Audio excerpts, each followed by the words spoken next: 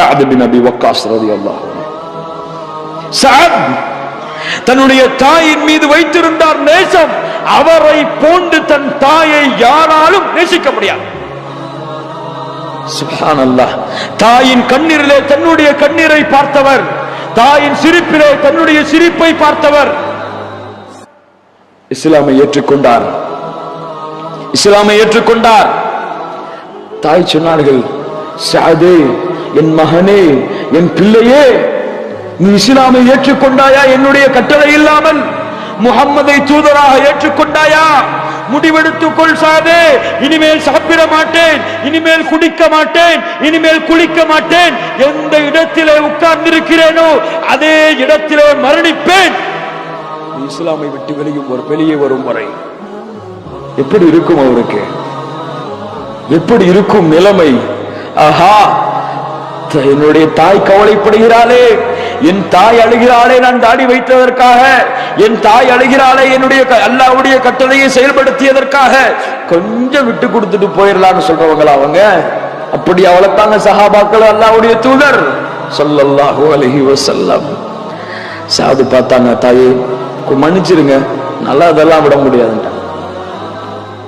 ஒரு நாள் கழிந்தது, 2 நாள் கழிந்தது, 3 நாள் கழிந்தது. 3வது நாள் பார்க்கிறார்கள், சாது தன்னுடைய தாயை தான் உணவு கொடுத்து மகிழ்ச்சியாக பார்த்த முகத்திலே கவலையோடு ஒரு வீட்டின் திண்ணையிலே படுத்து உறங்கிக் கொண்டிருக்கிறது அந்த முகம். தாய். ஆனால் சாதிற்கு கவலை இல்லை. ஏன்? அவர் அல்லாஹ்விற்காக அதை செய்து கொண்டிருக்கிறார்.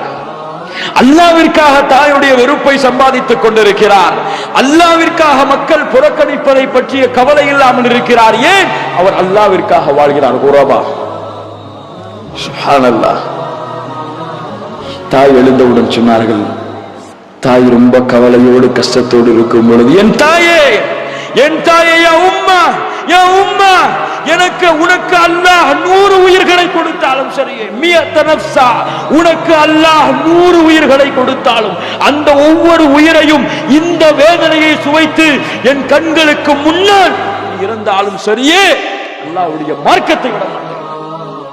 ரசூலுல்லாஹ் சொன்னார்கள், எழுந்திருங்கள், சொர்க்கம் இருக்கிறது உங்களுக்காக, வானம் பூமிகளை விட விசாலமானது அது. எழுந்து கேட்டார், அல்லாஹ்வுடைய தூதரே, சொர்க்கம் வானம் பூமிகளை விட விசாலமானதா? சொன்னார்கள், நஅம் பஹ் பஹ் என்று கூறினார். மகிழ்ச்சிகளை சொல்லக்கூடிய வார்த்தை. அல்லாஹ்வுடைய தூதர் சொன்னார்கள், மா யஹ்மிலுகு அலா கௌலிக பஹ் பஹ், எது கூற வைத்தது உன்னை இப்படி மகிழ்ச்சிகளை துடிக்கிறாய்? லா வல்லாஹி யா ரசூலல்லாஹ் இல்லா ரஜாஅத அன் அகூன மின் அஹ்லிஹா, நான் ஆசைப்படுகிறேன் அந்த சொர்க்கத்தை நான் அடைய வேண்டும் என்று. அல்லாஹ்வுடைய தூதரே, இந்த போரிலே ஷஹீதானாலும் அது கிடைக்குமா? இந்த போரிலே என் உயிர் வெட்டப்பட்டு கிடந்தாலும் அது கிடைக்குமா? அல்லாஹ்வுடைய தூதர் சொன்னார்கள், ஆம் கிடைக்கும். கையிலே பேரித்தம்பழத்தை இந்த தோழர் சாப்பிட்டுக் கொண்டிருந்தார். பேரித்தம்பழத்தை சாப்பிட்டுக் கொண்டிருந்தார். ரசூலுல்லாஹி ஸல்லல்லாஹு அலைஹி வஸல்லம் இந்த வார்த்தையை சொன்னவுடன் சொன்னார், இந்த பேரித்தம்பழம் சாப்பிடும் நேரத்திற்கு கூட இந்த துன்யாவிலே நான் வாழ்வதை வெறுக்கிறேன், என் ரப்பு எனக்கு சொர்க்கத்தை கொடுப்பான் என்ற செய்திக்கு பிறகு, இறைவா, உன்னுடைய பாதையிலே போராடி ஷஹீதாவதற்கு எனக்கு வாய்ப்பு கிடைக்கவில்லையே, பத்ரு போர்க்களத்திலே பல தோழர்கள் கொல்லப்பட்டு விட்டார்கள் என்ற செய்தி கிடைத்திருக்கிறது. யா அல்லாஹ், அடுத்த போர்க்களத்தை நீ ஏற்படுத்த வேண்டும். எப்படி? அடுத்த போர்க்களத்தை நீ ஏற்படுத்த வேண்டும். ஏற்படுத்தினால் அடுத்த போர்க்களத்திலே நான் என்ன செய்வேன், நான் என்ன செய்வேன் என்று நீ பார்ப்பாய். சுப்ஹானல்லாஹ். அல்லாஹ்வுடைய ஹுப்பை பாருங்கள், அல்லாஹ்விடத்தில் அந்த அடியான் பேசக்கூடிய வார்த்தையை பாருங்கள். நான் என்ன செய்வேன் என்று அல்லாஹ்வே நீ என்னை பார்ப்பாய். அப்படித்தான் செய்தார். ரசூலுல்லாஹி ஸல்லல்லாஹு அலைஹி வஸல்லம் மரணித்து விட்டார்கள் என்ற செய்தி கிடைத்ததற்கு பிறகு, மூத்து அலாமா மாத்த ரசூலுல்லாஹி ஸல்லல்லாஹு அலைஹி வஸல்லம், ரசூலுல்லாஹ் எப்படி இறந்தார்களோ அப்படி நீங்களும் இறங்குங்கள். ரசூலுல்லாஹ் எப்படி இறந்தார்களோ அப்படி நீங்களும் இறங்கள். சுப்ஹானல்லாஹி ரப்பில் ஆலமீன். மூத்து வலா மா மாத்த ரசூலுல்லாஹ். ரசூலுல்லாஹ் எப்படி இறந்தார்களோ அப்படி இறந்து விடுங்கள். இன்னி லஅஜிது ரீஹ மின் கிபலி உஹத். உஹதுடைய அடிவாரத்தில் இருந்து சொர்க்கத்தின் வாசனையை நுகர்கிறேன் என்று உள்ளே நுழைகிறார். என்னாகும்? ஒரு தனியார் உள்ளே நுழைந்தார், வெட்டி சாய்க்கப்படுகிறார்.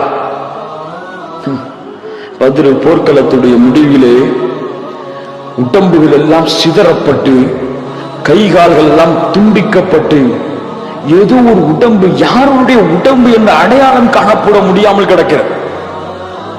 ரசூலுல்லாஹ்வுக்கு அடையாளம் காணப்பட முடியவில்லை.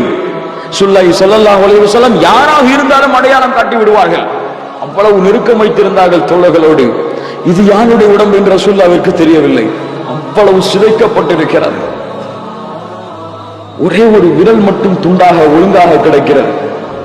பெண்கள் எல்லாம் தேடி வந்து அந்த விரலை கொடுத்து கொண்டு யாருடைய விரல் என்று பாருங்கள் என்று சொல்லும் பொழுது விரலில் ஒளிந்திருக்கக்கூடிய ஒரு மச்சத்தை வைத்து ஒரு பெண் சொன்னார்கள், அல்லாஹ்வுடைய தூதரே, இது என் சகோதரன் அனஸ் இப்னு நதர்.